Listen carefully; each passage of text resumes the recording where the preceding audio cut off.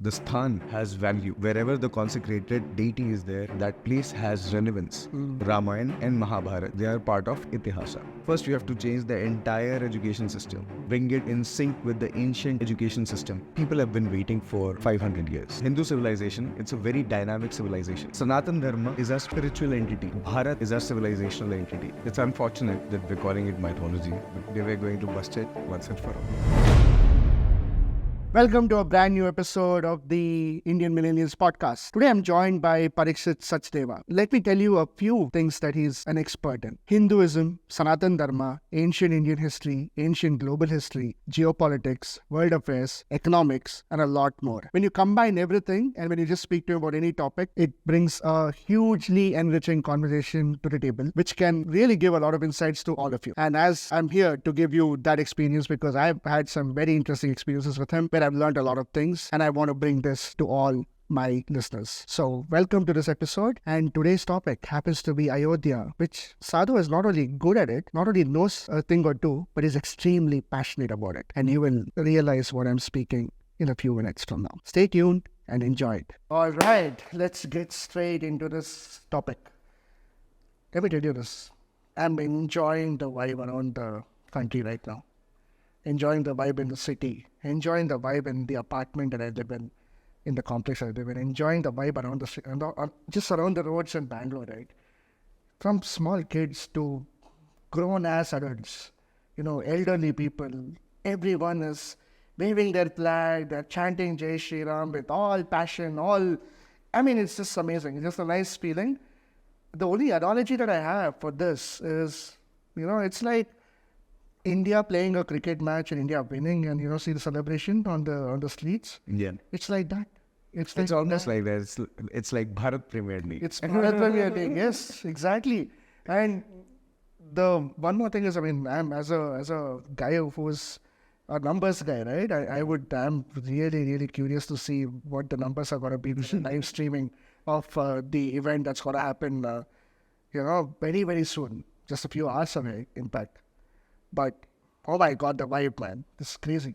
Anyway. I'm loving it too. You're loving it too? Yes. All right. So, I'm vibe and all is fine. But I want to ask you a very fundamental question. Before I ask that, by the way, are you a CBSE guy? Yes, I am. You're also a CBSE guy? Yeah. I think. Okay. So, in our school textbooks, we have been taught that, even you will agree with me, that we have been taught that Ramayana and Mahabharata are mythological epics. Okay. And right now, things are, I know you have a very unique perspective to it, and not unique. You have a very strong perspective about it. I would love to hear that out. And just go for it, man. So, it's unfortunate that we're calling it mythology because mythology comes from the word myth. Yeah. Which means it's a myth thing. Yeah. It's a story. Bust the myth about this mythology. Yes. Today we're going to bust it once and for all. So, in Sanatan Dharma, we have our scriptures. So we classify them as Shrutis, which are like the fundamental laws. They can't be changed. They never changed. It's like physics, laws of physics. They don't change. They remain the same. Then there is something called as Smritis. Smriti is something that you pass on generation, and you keep updating them. They have to be relevant for the times we live in. We have something called as Puranas, we have something called as the Vedas, and we have something called as Itihasa. So Ramayana and Mahabharata, they are part of Itihasa. Itihasa means Itihasa. This is how it happened. So we can, although it's a Sanskrit non-translatable, but we can usually translate it as history. But we won't like to call it as history. We like to call it as my story. Because this is how all our stories have been written, so that they remain relevant for thousands and thousands of years to come. So Ramayana happened some over 7,000 years ago, but it is still relevant to us. When we see Ramayana serial on TV, that Ramanand Sagar, or any other Ramayana during Dasara, people love it. It is still relevant. They still give examples of it. Why is it? So what we do is, we take the facts. Was Rama born? Yes, he was. Was he ruling Ayodhya? Yes. Did he get married to Sita? Yes. Did Sita get kidnapped? Yes. Did he go walk 3,000 kilometers? Yes. Did he burn down the city? Yes. Everything. The facts are there. But the story is written in a way that it stays relevant. Why is this story relevant to me? This is all it matters, right? So I'd like to not call it history. I'd like to call it itihasa because it's a Sanskrit non-translatable. It is not mythology. It is not a made-up thing because we see traces all over. Even after 7,000 years, we can still see the bridge that he built. There was huge dispute about that as well. Some Western interest people wanted to demolish it. But as you say, hoga wahi jo Ram rachi rakha. So, so all these things are there.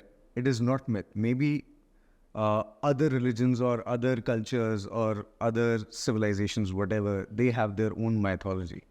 But we have very clear-cut classification of all our scriptures.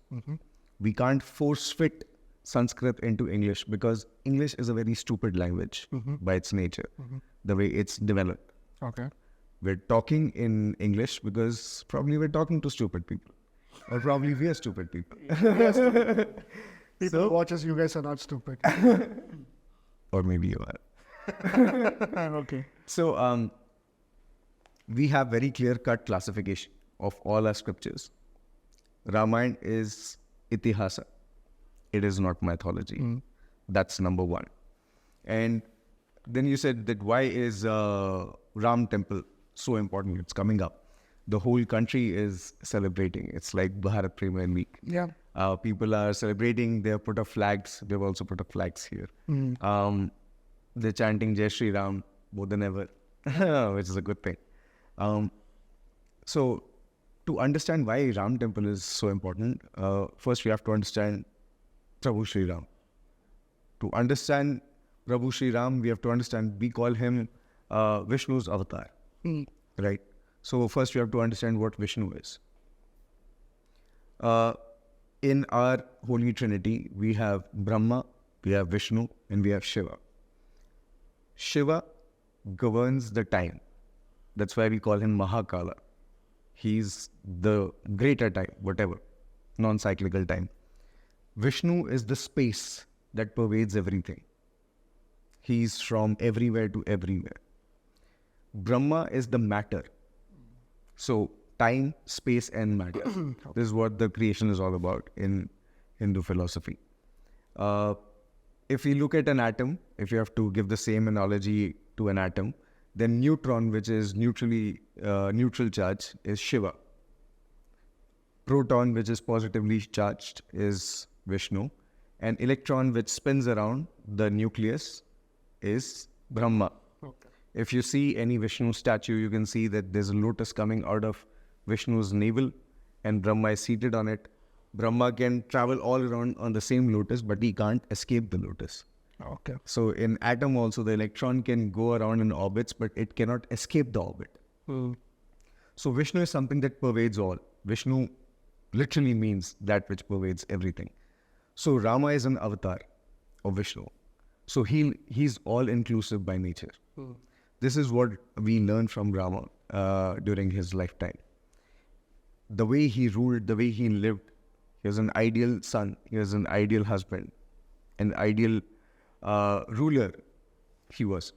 And that is the kind of quality that we want to emulate in ourselves. You know, it's funny you said that because when I look at our religion, Hinduism, I don't want to make it sound like Hinduism because ism means it's putting an end to it. It's actually boxing it up. Yeah. Like, you know, I mean, most of the Abrahamic religions, they follow certain rules. If you follow it, you are whatever the religion is. If you're not, you are actually, it's blasphemy, right? Yeah. Not most, all. All, yeah. Fuck Yeah. all.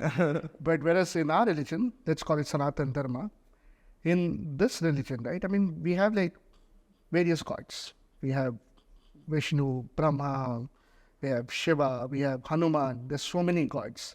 And all of them have unique characteristics to them.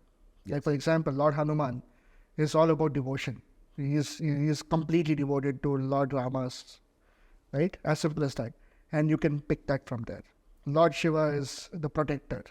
And, there's so much that you can pick and choose. And the beauty of our religion is that you can pick and choose these characteristics and, take it in and imbibe it on ourselves and kind of try to start living like them. Yeah.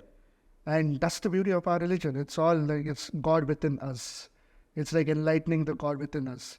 And the other great thing about our religion is you can be an atheist or a Gnostic and still be a Hindu. Yeah. You don't need to be a hyper-religious, ritual-following person to be called a Hindu. You can even be an atheist, you can be a Gnostic and still be a Hindu. Yeah. So it's a very beautiful way of saying, you can pick and choose what you want. It's pure democracy. I mean, in simple words, it's like that. And you also mentioned, scriptures, you mentioned facts, right? Fun fact though, I know you know about this, but I'll still tell you for the benefit of our viewers. There's a Ramayana Express, Yes. which actually follows that same path all the way to Sri Lanka. And once that train or that journey opens up, it's going to be amazing, right? For tourists, it could be as, you can just have a pleasurable trip. Yes. You can have a spiritual journey, and you can also have a sort of an educational journey as well. It's combination of everything. So it's amazing. That's also going to be interesting to see. But I'm very curious to know your perspective on Ram Mandir movement. Why is it gathering so much of attention? Why is it gravitating to people? Is it just political, or is it something which is coming from a lot of emotions of people in Bharat? There are a lot of reasons behind it, I feel. Primarily, people have been waiting for 500 years. Yeah. You know how many years are 500 years? Yeah. A lot of years. At least in today's time and age, it's about 6 to 7 lifetimes. Yeah. Easily. A lot Lot of of time. years, yeah. And people, generation after generation, Half of generation after millennium. generation, they've been passing on this mission. Okay, we want our temple back. We want our temple back. We want our temple back. Whatever historic wrongs have been done, they've been done. But we've been asking for our temple for 500 years. Now we've gotten it. So we're very happy. That's there. But I'd also like to say that there is some hope which is rekindled, Okay. which was not there earlier. Now people may want to label me as many things, but historically they say over 44,000 temples were demolished.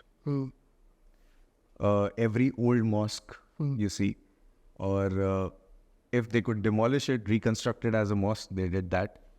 If they couldn't demolish it, they just put their inscription on top. If they couldn't do anything, they just claimed it as their own property and started living. Okay. This is what has been done. Now, we're not asking for all 44,000. In my understanding, we should. Okay. Because all our Hindu temples, they're not places of prayer. Unlike other Abrahamic religions, like a church is a place of prayer. Mosque is a place of prayer. You can pray at home. You can pray on the road. You can pray on the footpath. You can pray on the plain. You can pray wherever. But Hindu temples, they're consecrated spaces. The sthan has value. Wherever the consecrated deity is there, that place has relevance. That's why we go there. Once you make something alive, it stays there forever. So once a temple, always a temple. You can't destroy it. It needs to be there. So entire landmass of Bharat is consecrated space. We have temples in far north, far south, far east, far west, everywhere. The whole nation is filled with temples because we thought that no human should live in an unconsecrated space. So the whole nation was consecrated like that. If you go up north, you see all the temples are newly constructed. They have tiles and everything. Whatever aesthetic those are. But if you come down south, you see the real temples, the old ones, which have held their original architecture, original Bharati architecture, original integrity to a large extent, if not 100%. But up north, nothing is there because they just trampled upon everything. Everything was razed to ground. Nothing. For example, you take Qutub Minar. Now they call it Qutub Minar. It is supposed to be, according to our left whatevers, left so-called liberals, they call it as a Mughal monument. They call it a minar. So minar is basically near every mosque. There's one tower where you go stand and you call people, okay, it's prayer time, you come. But if you rise to the top of Qutub Minar, if you shout at the top of your lungs, nobody will hear.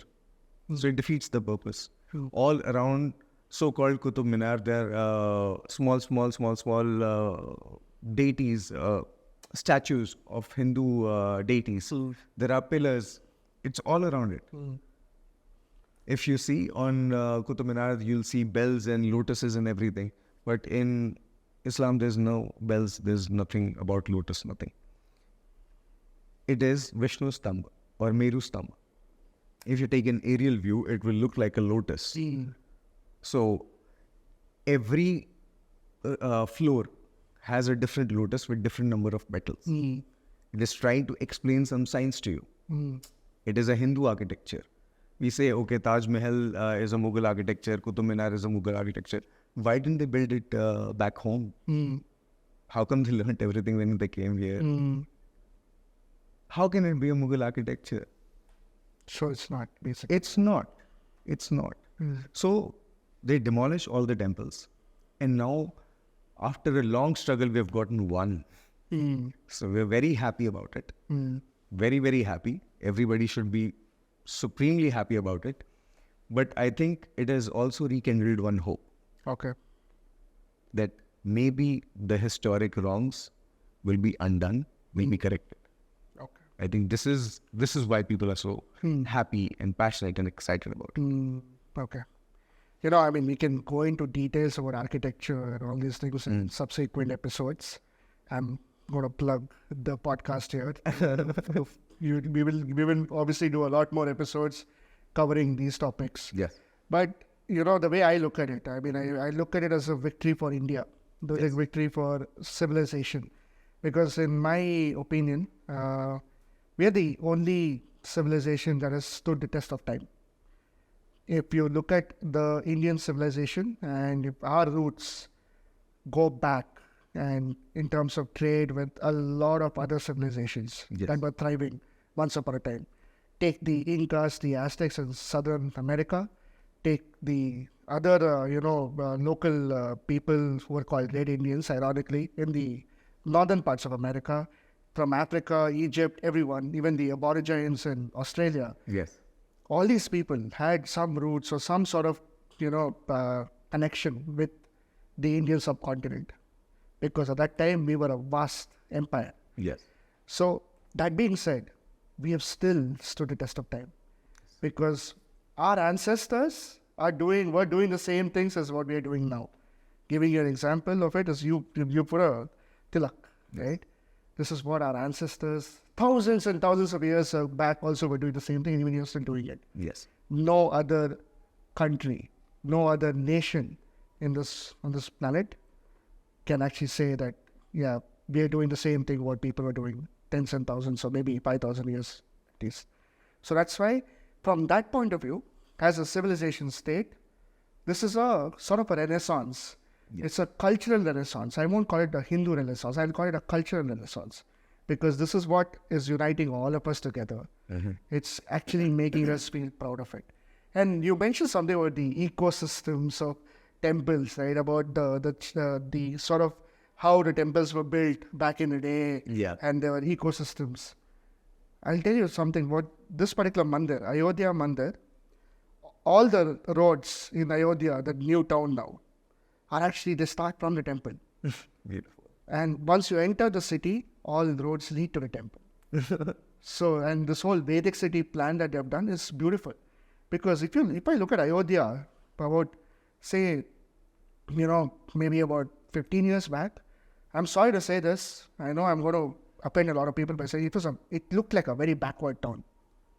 But today, the new airport, the new railway station, the Vedic city plan, the museum, the temple, brilliant. It looks like it's going to be a very good ecosystem Yes. for the largest state in India, Uttar Pradesh, being it has literally the same amount of people as our neighbor Pakistan. And the fact that it's actually getting another ecosystem apart from, the existing ecosystems. Yes. It's going to be good for India, Bharat, in the long run, economically at least. Yes, I think it's more than a cultural renaissance.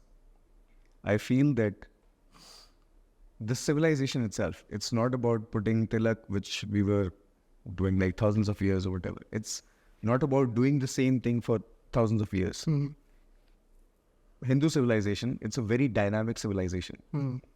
When we call Hindu, it is somewhere between Himalaya and Indus Sagar. It is a geographical entity. Yeah. So, in that way, a lot of politicians also say that all Muslims are also Hindus, all Christians are also Hindus. All birds, animals, plants, everything on this land is a Hindu. That means it is a geographical entity. Sanatan Dharma is a spiritual entity. Bharat is a civilizational entity. These are our three identities. So this civilization, because we have the same spirit, we have the same ethos, we have the same essence. Can you repeat? Spiritual identity is? Spiritual identity is your Sanatan Dharma. Okay. And Your civilizational identity is Bharat. okay. And Hindu is your geographical identity. Okay. It is just describing. Okay. So, if you read Panchang, they say Jambudvipe, Bharat Khande and everything. They're talking about the civilization. Okay. Because at that time, there were no passports per se to go from here and there. The landmass was usually divided by natural things. Like Himalayas came up, it just protected us up north. Down south, we had the ocean. So we were safe. This is how the land was. We have the same spirit. We have the same ethos. What is that ethos? That ethos is that everything is sacred. Okay. Everything is sacred. That's why we worship the plant, we worship the tree, we worship animals, sky, all elements, everything. We have made one deity for everything. What I was talking about, that there were 44,000 temples that demolished. This is not the actual number. This is the number that they have mentioned. So it is all from Mughal records. Yeah. They have proudly written that we have demolished so many. Okay, so everything was consecrated here. And the whole ecosystem, because that's why India was a very prosperous nation. Yeah. We were contributing over 60% of global GDP in ancient times. We were exporting textiles, food materials, spices, architecture, spirituality, everything. You name it, we were exporting it. Wait. You said something about consecrations. Yes. Tell me more about this. So, whenever we build one temple in Sanatan Dharma, Okay. we create one form. We call it a yantra or we call it a murti. Okay. Murti means embodiment and yantra means a machine. Okay. So we build one geometric form and then there are certain processes, we bring that to life. So whatever deity we consecrate, it is alive. That's why we wake up the deity, we give them a bath, we feed them breakfast, lunch, dinner, we make them sleep, we change their clothes, everything. Because in our experience, they're alive. How? Because this entire cosmos in Sanatan Dharma, we think that this is a living entity. Okay. Every creature, like from the smallest one to the biggest one, this earth is a living entity, the solar system is a living entity, galaxy is a living entity, and by that inference, every place is a living entity. Okay. But how to concentrate that life force in one place, that is the science of consecration. Okay. So we evolved this science over thousands of years because we didn't have any invasions coming in before Mughals. So in Bharat, every place, every street, we had a consecrated temple there. Okay. Because as I said, our understanding is no human should live in an unconsecrated space, not just in our geographical boundaries. We went outside and built temples. We went to South America, we went to Australia, we went to Cambodia, we went all over the place. There are temples in Yes, in Lebanon, and everywhere that you see, the architecture went there. The science of consecration went there. If you see Angkor Wat, it all went outside. In Lebanon, we built one temple. It's taught in their schools, but unfortunately, it's not taught in ours because I think they don't have anything to do with the real spirit of Bharat. Okay. They wanted to suppress it. Our history started with invasions and stopped at subjugation of our. Yeah, I mean, think about it now. When you think about it, the history that we learned in school was memorize these dates. Yeah. And what were those dates? Babur enters India. Humayun did this. Aurangzeb did this. Delhi Sultanate and Sultanate, whatever. Mughal Empire, this, that. It's always been that. When you're in your lower grades, in 6th, 5th, you're taught about Mauryan Empire, you're taught about Guptas, your Cholas has like maybe 2 pages, 1 page, well, not even 2 pages, sorry, 2 paragraphs in our textbooks. Whereas the Mughal Empire has so much. It's all about these dates. And we were naive kids. Yeah. We just had to learn, we had to memorize it, write it for the sake of marks. It's very weird. It's not just weird, it's unfortunate that influential people, they still identify with those barbaric invaders. They're naming their kids as Taimur. So I don't know what to say, but this history, whatever they've written, I feel that it is a piece of crap. Not just a piece of crap, it's a heap of crap. And we should get rid of it. Because all this history which we've learned, it's like we're carrying a basket of shit on our head. It's time we throw it. It's coming from a colonial mindset. Okay. Because if you want to control somebody, first is you demoralize them. How do you demoralize them? We call this as Bharat Mata. This nation is our mother. We consider it as our mother. So what are you telling? This is the first person who came. He raped your mother on this date. Second one came, did on this date. Third one came, did on this date. This is what you've been feeding people for generations. All these things all this is developed by Macaulay education system, basically. The core of it is obedience. In between, you teach shit. So that these people never get confidence about themselves. They never take pride in their civilization. You cut off their civilizational roots. Now you're like a rootless tree. You're like a money plant in water. How much can you grow? So this was the idea. All of this should have been corrected after independence. But these bloody governments, they had no interest. If we talk about Rama, these people said that Rama is fictional. Mythology. It is all coming from a colonial mindset. So first we have to get rid of all of that. Learn from the authentic Indic sources that what our history is all about, what our temples are all about, what our culture is all about, what is our dharma, what is a Raj dharma, what is a Putra dharma, there is dharma for everyone. And on top of it, overarching is, when it gets very personal, then it is Swadharma or Sanatan Dharma. That is the spiritual aspect of it. But we did everything according to Dharma. But now Dharma has gone away from the textbooks. Our glory has gone away from the textbooks. Sone Ki Chidiya has gone away from the textbooks. All we know is this is when Mughals came. They did 1, 2, 3, 4, 5, 6, 7.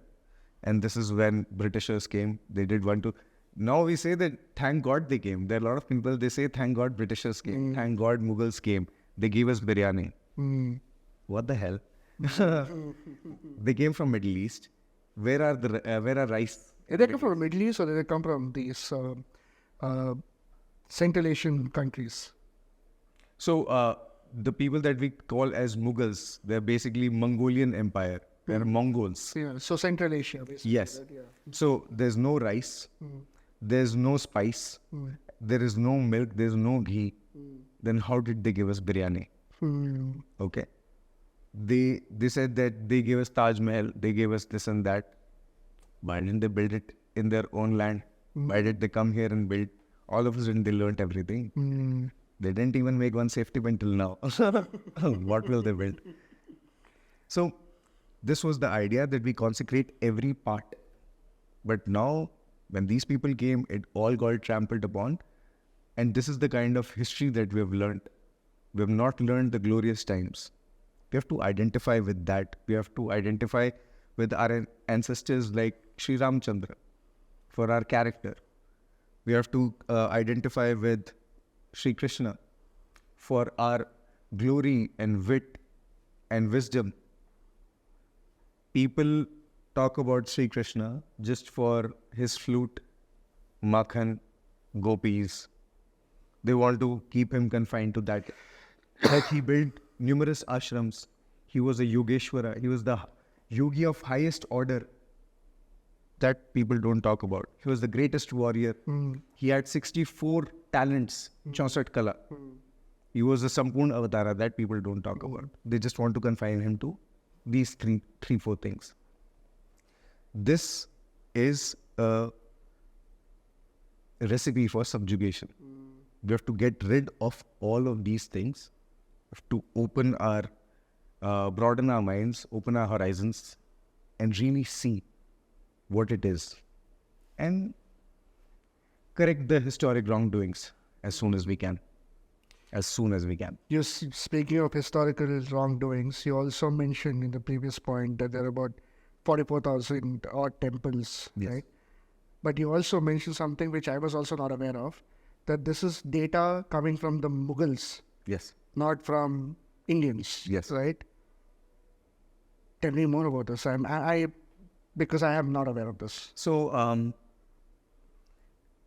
this is a vast land and it has been governed by many kings, and we have a concept of Chhatrapati, like every now and then one big king will come and he'll consolidate all the places.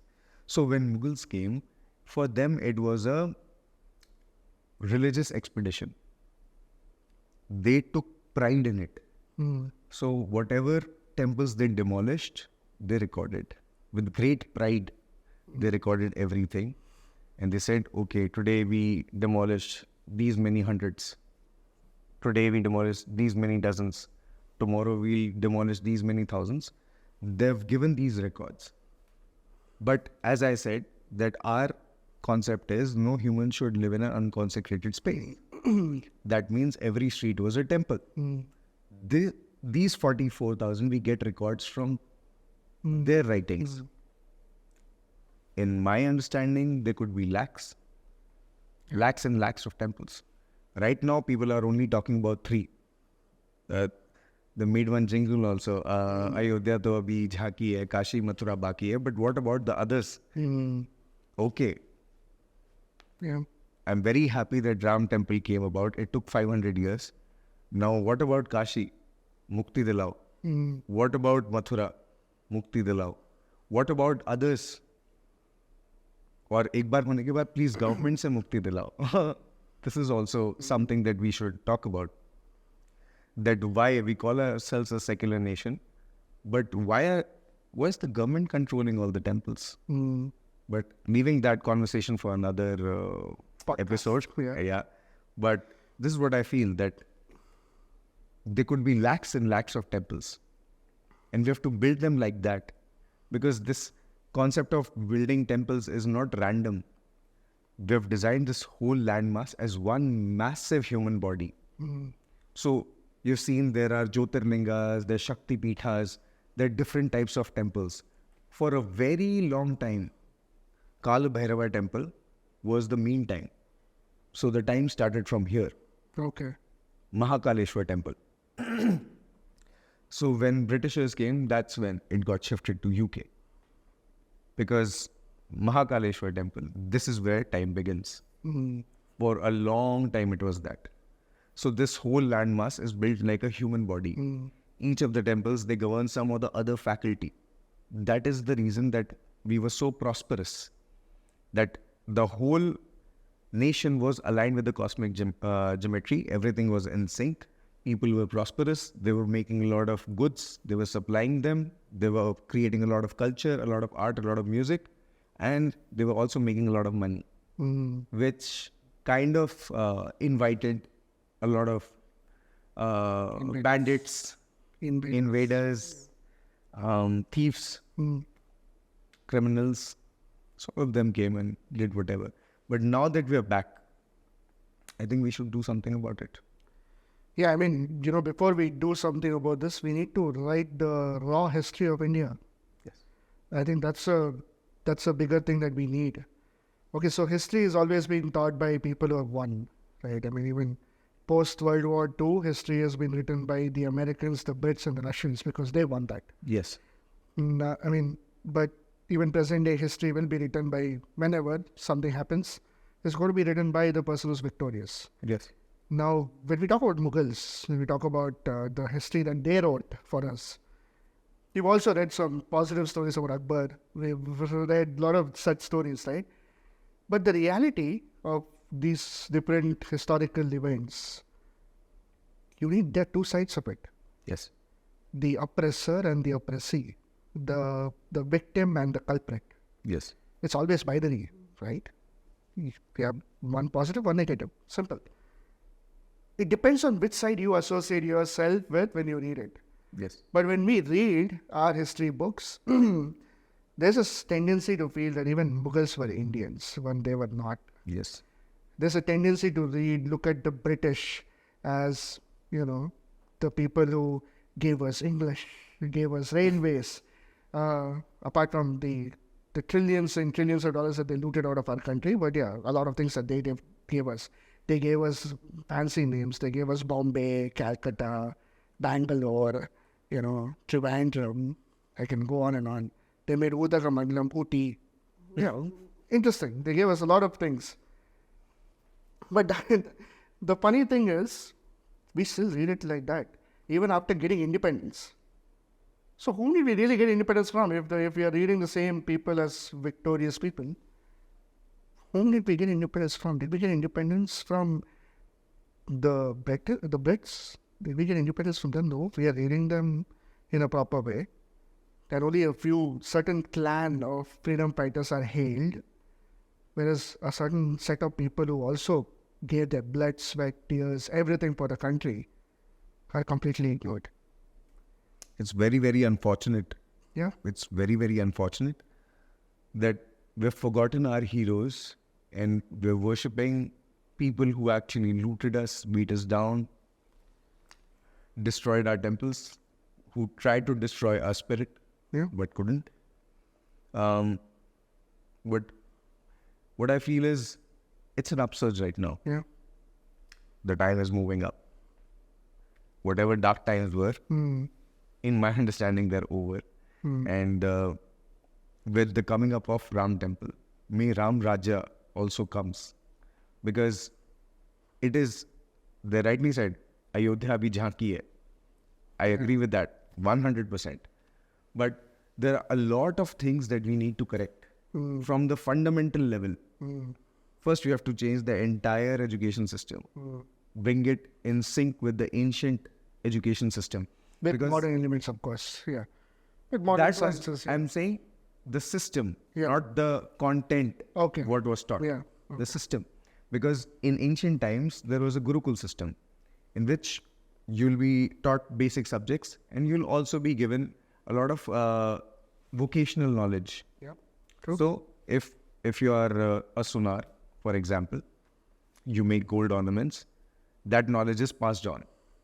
So you're doing business generation after generation, generation after generation. And this is the case with the entire nation. Everybody was doing trade of something or the other.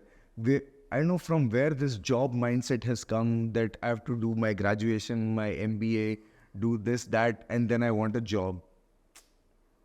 You know this is post-industrial revolution. We'll talk about this. No, but this is a very, in Hindi, you call job as naukri. Yeah.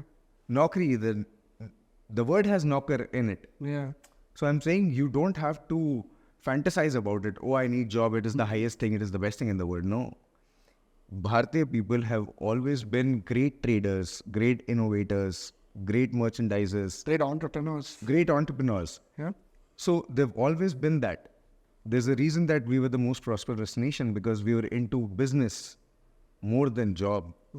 Only few people used to work for other people, but mostly people were just generating something and selling it outside. So I think that should come. We have to correct our education system. We have to take all the good things from the past and whatever good things are there in this current education system, if there are any, Yeah. we take that and we combine them both. We make a hybrid. We correct our tax structure. That also needs to be taken care of. And we have to take care of our, I'd say, integrity. Because after all this, people have become innocent of integrity. Yeah. They don't think that integrity is important. Think, हाँ चलता है, थोड़ा सा रिश्वत लो चलता है, थोड़ा सा कूड़ा फैलाओ चलता है. Whatever.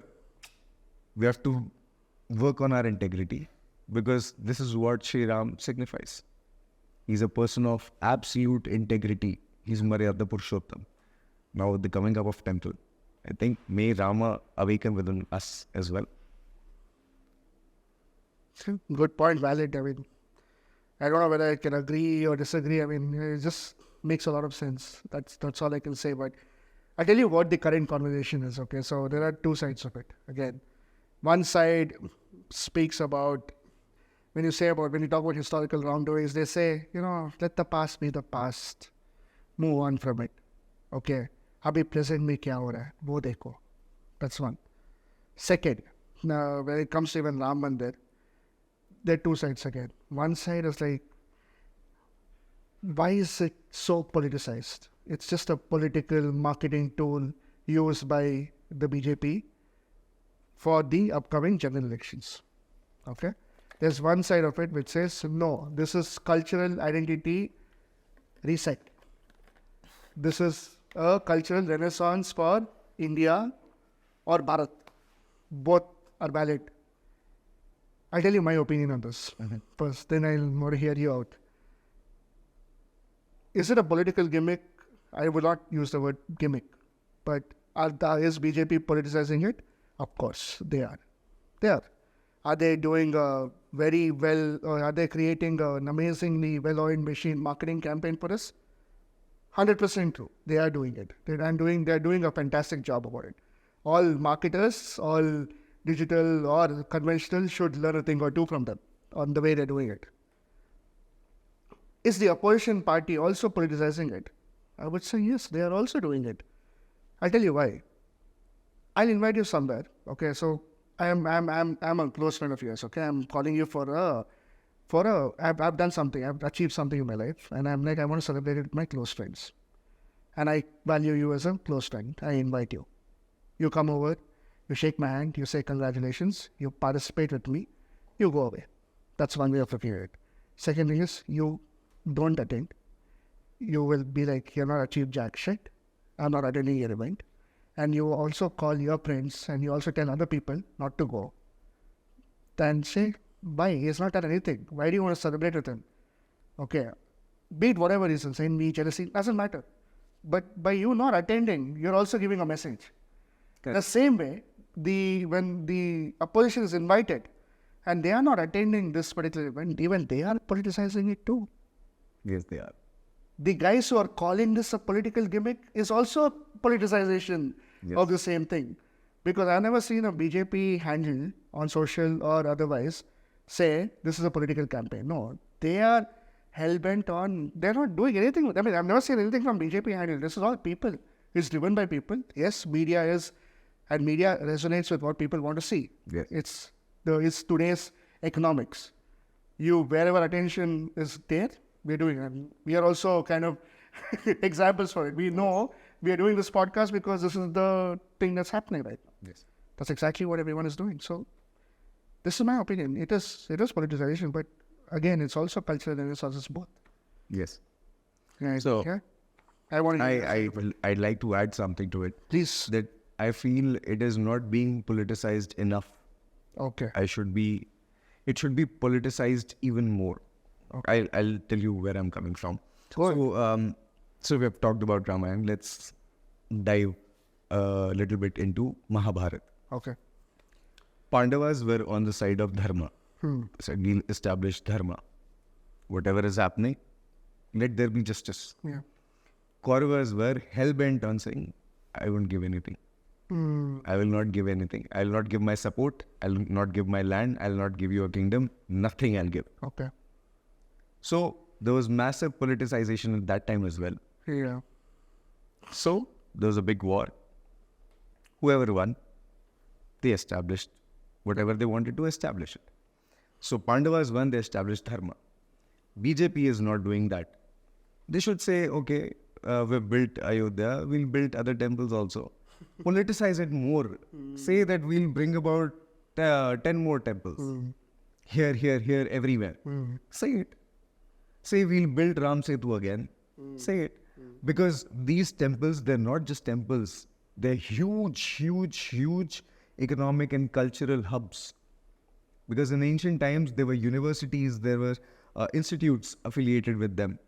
With each of the temple, people used to go there, learn skills, learn Vedas, learn different things. There was art, music, culture. And around the temple, there was huge economic activity. There was temple tourism coming in. It's a big boost to the economy.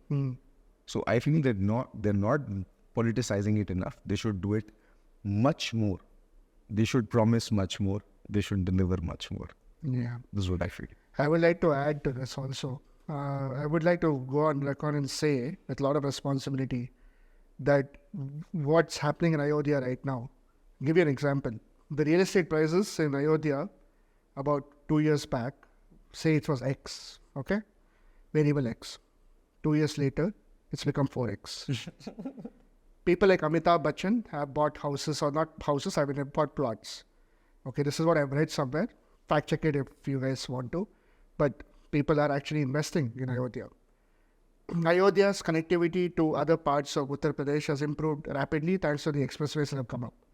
And people who think the expressways are being built only in this part of India because, again, political, just to bust a few myths, even there's a brilliant expressway that was built from Bangalore to Mysore, Bengaluru to Mysuru also, right? So the same thing is happening. Yes. Connectivity has improved, airports are coming up. When you have an international airport that's being planned now, obviously tourism is going to be improved. Yes. And when there's more attention towards that place, the biggest or the bigger chains of hotels and everything will also go there. And fun fact though, the first ever 7-star hotel, which is going to be completely, purely vegetarian, is also going to open up in Ayodhya. So if this is what you said about ecosystems in the past, this is exactly that. It's actually building up employment. It might not create a manufacturing hub, but it will create a cultural hub. It will create a tourism hub, which is also economic activity. And revenue receives from there. If it's used to develop manufacturing, so be it. It's a betterment of UP being the largest state. Kind of trickles down to India as well. But there are certain things which might not really seem to go for some states, but it might be good for at least some parts of India. Because UP was a very backward state in the past. People didn't want to visit UP. And today, with things happening there, it looks very good. Very, very, very promising. I kind of agree with you. All I want to say is, Jai Shri Ram. You know what? This kind of baffles me. Jai Shri Ram, the slogan, we have heard this in the Cricket World Cup. It's kind of become a slogan of our religion. It's become I don't want to use this word, but some people relate with Jai Shri Ram as a war cry. And I don't understand the logic behind it. Because, correct me if I'm wrong, since you're from the northern part of India, Jai Shri Ram is a greeting, isn't it? Yeah. In northern parts of India. Like in Gujarat, I know for a fact that they say Jai Shri Krishna. And I'm sure in UP and maybe Delhi, and they say Jai Shri Ram. Yeah. So this whole pandering of this slogan, I don't know what's happening here. So when we're saying Jai Shri Ram, it literally translates to may the victory be for Shri Ram. Okay. Shri means Lakshmi Ma and Rama. Sita Maya and Rama were taking their name together, and we're saying that may the victory be to them. So, same way when we say Namaste or Namaskaram or Namaskara, depending which part of Bharat you are in. So, what we're trying to say is that I bow down to the divinity in you. This is what Namaste means. So, all our greetings, unlike hello or whatever, which we don't know what it means, we have very profound greetings. And even if it is a war cry, can't we remember our God in times of war? We can, right? In ancient times, people used to say Har Har Mahadev or Jai Ma Bhadrakali or Jai Shri Ram or whatever, in good times, bad times, in war times, in pleasant times, every time. Because we're just taking the God's name. If we want to invoke some energy, some strength, some vigor, then also we'll say Jai Shri Ram. If we want to show some love, then also we'll say Jai Shri Ram. If we're sad, then also we'll say Jai Shri Ram. What is happening? Yeah. And if you want to thank somebody, then also we say Jai Shri Ram. Okay. To meet or to part, we say Jai Shri Ram. So, whatever people want to call it, let them, because there's a lot of noise on the internet. But if you go to the ground level, some people say Jai Shri Ram, some people say Ram Ram, some people say Radhe Radhe, some people say Hare Krishna. So what's with that? Let Mathura temple come. Then we'll say Radhe Radhe. Okay. So you don't worry about it. Okay. Oh, wow. Okay. And you mentioned one more important thing, a very interesting thing, rather. You said when you said namaste, can you just say it again? I mean, So, say namaste means that, so we are recognizing the divinity in you. So, namaste means that I bow down to the divinity in you. Yeah. This is what namaste means. Okay. Because we are recognizing that. Yeah. Because if you see, so talking about Sri Ram, we can't talk about Sri Ram without Hanuman, Anjaneya Swami, Bajrang Bali.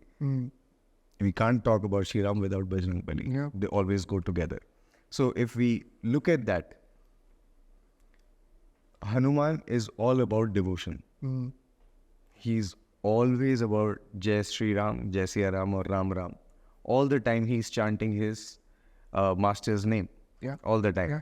He's a das, which people translate as slave, which is wrong parallels, because das means you are Doing whatever. doing the service, whereas slave is held captive. Against his will he is to do. So Hanuman is like a das, he's devoid of himself. So I'd like to touch upon a few things here, that when we say Paramatma or Parmeshwar, we're saying that the divine being, which is this entire cosmos or entire universe, whatever you want to call it, it is one living entity. So all our deities that we make, they're just one face of that divinity. Whatever we recognize. So we have something called as mirror neurons in our head, which means whatever we see, we try to copy it. We're kind of like monkeys in our heads. Okay? So we understood, being an ancient civilization, we understood that whatever we recognize in the other person, that's what we become. So if we recognize devil in you, we become the devil, because that's what we emulate. If we recognize divine in you, that's what we emulate, that's what we become. So that is why whoever we meet, we like to say namaste, namaskaram. Yeah. This is how it is. So all our deities, so we make one form and we ascribe qualities to that, whatever we want to become. So if we want to become strong, if we want to become very knowledgeable, if we want to become fearless, then we make one deity called Hanuman. We worship him. Yeah. And slowly we try to become like him. You can say like a role model, loosely translated. Yeah. It's not like a role model because it's an energy form. It kind of helps you on the way. It's alive. But you make a character and then you start relating with it. So that devotion is about devoiding yourself of yourself. You're being devoid of yourself. Only the other person remains. This whole science of devotion. If you don't exist, only the other exists. Whatever qualities they have, you will emulate. This is what Hanuman is all about. he's devoid of himself. He say, I don't exist. I don't matter. My well-being doesn't matter. Ram, Ram, Ram, Ram, Ram, Ram. You know, this is funny. I mean, again, Sanatan Dharma is so fascinating.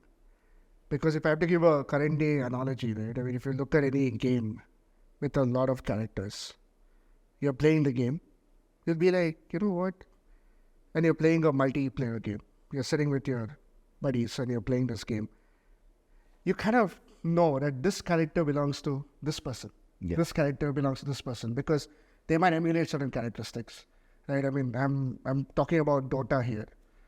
I'm sure all the millennials would have heard about this game, right? So when you talk about this particular game and when you look at characters, you associate yourself. Same thing applies with our beautiful religion, Sanatana Dharma, because you have Lord Hanuman, who is devotion. What are the characteristics? Devotion, strength. Lord Shiva, again, strength. There are a lot of things. Lord Rama has some things. Lord Vishnu has some things. And you can pick and choose those characteristics, and you can be those characteristics, and you can create your character around them.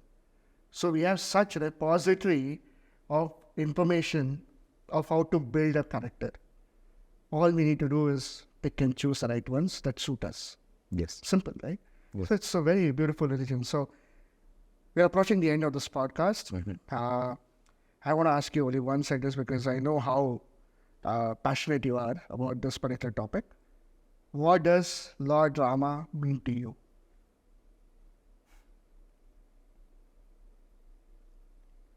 I'm kind of dumbstruck now. I don't know what to say.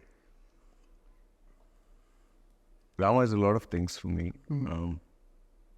In many ways, I would also like to devoid myself of myself so that only he remains in many ways. For me, he's the epitome of tyag, sacrifice. Okay. Because for other people's well-being, he sacrificed his own personal well-being. Not once, not twice, throughout his life. He was all about sacrifice, taking the right decision for his subjects, people that he was ruling. His life was full of disasters, problem one after the other. Huge problems that we can't even imagine happening to us. But he went through everything. He didn't become bitter. He didn't become resentful. He didn't become angry. He didn't become envious. Nothing. He did whatever had to be done. In many ways, like you must have seen Lord Shiva's picture when he was drinking halahal. In many ways, Rama was drinking the poison. He was distributing the elixir. Wow. Okay. For me, Rama and Shiva are the same. Harihar. Okay. So, I can say when I'm in public, Rama is my Aradhya. When I'm in private, Shiva is my Aradhya. Because there's no difference between the two. Okay. On that deep note, this has been a very enriching conversation, at least for me.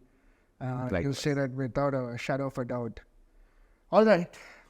We have come to an end of the episode number 1 of Millennials of Bharat. This is just our tribute to what's happening in Ayodhya. And this is just 2 millennial boys sitting and giving a perspective about things that matter to us as a generation. I'll be frank with you. We are the oldest civilization with the youngest population. And that speaks volumes. And with the kind of population we have, with the kind of perspectives that we get from our surroundings, with the insane amount of information available at our fingertips, with all the things happening around us, we are proud to say that we are grounded as Indians. We are grounded with our identity. And all that we would like to talk about is a millennial perspective. I'm sure a lot of guys who are in our age group will relate to us. Some of you might not even relate to us. Some of you might love to disagree with us. And it's fine. It's okay. It's perfectly normal. because free speech is something which millennials really, really care about.